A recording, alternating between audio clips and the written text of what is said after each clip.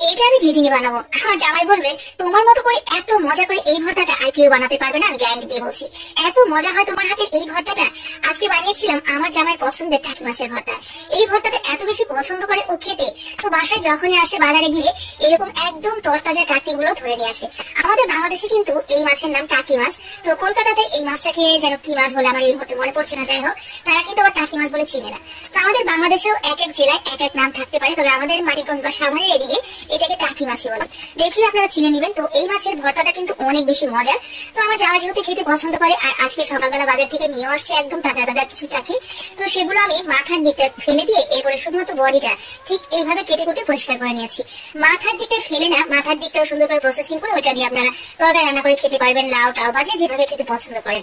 তো আমি মাথার দিকটা রেখে দিয়েছি, আর বাকি যে বডিটা সেটা সুন্দর করে কেটে পরিষ্কার করে হলুদের গুঁড়া, মরিচের গুঁড়া, ধনিয়া গুঁড়া, স্বাদ মতো লবণ দিয়ে এরপর এটাকে সুন্দর করে ভেজে নেব।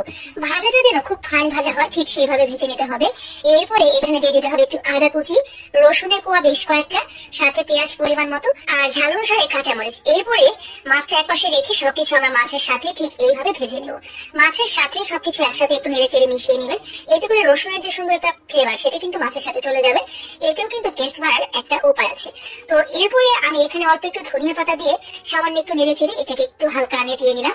ধনিয়া পাতাটা এভাবে দিলে আপনি মাছের ভর্তাটা যদি সকালে তৈরি করেন একদম সন্ধ্যা পর্যন্ত কোনো রকম হাত দিয়ে কাটতে হবে, এইভাবে একটু টেলে নেবেন। যেটা আজকে আমি অনেকটা বেশি পরিমাণে ভর্তা তৈরি করছি, অনেকটা হাতে তো দেখা গেছে থেকে যেতে পারে, যার কারণে আমি একটু ওভাবে করে নিলাম যাতে গল্প টন্ত না হয়ে যায়।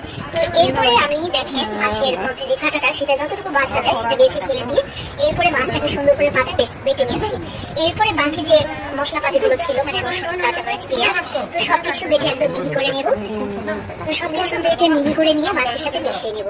এই টাকি মাছের ভর্তাটা খেতে কে কে পছন্দ করেন আর আপনারা কিভাবে বানান সেটাও কিন্তু আমার সাথে শেয়ার করতে পারেন।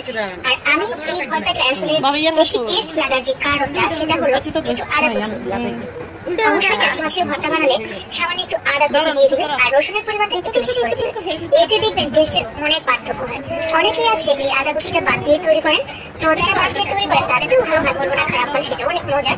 তবে হ্যাঁ, আপনি একদিন আদা কুচি দিয়ে বানিয়ে দেখবেন, এটার পার্থক্যটা আপনি খেলেই বুঝতে পারবেন যে আসলে এটার টেস্ট একেবারে অন্যরকম। আর ফ্লেভারটা মাশাআল্লাহ মন মাসানো ঘ্রাণ হয় ঠিক এইভাবে বাটা হয়ে গেলে এরপরে ধনিয়া পাতাটা মিশিয়ে নিয়ে একটু সরিষার তেল দিয়ে মেখে নিয়ে অসম্ভব মজার এই টাকি মাছের ভর্তাটা আমার জামাই তো বেশ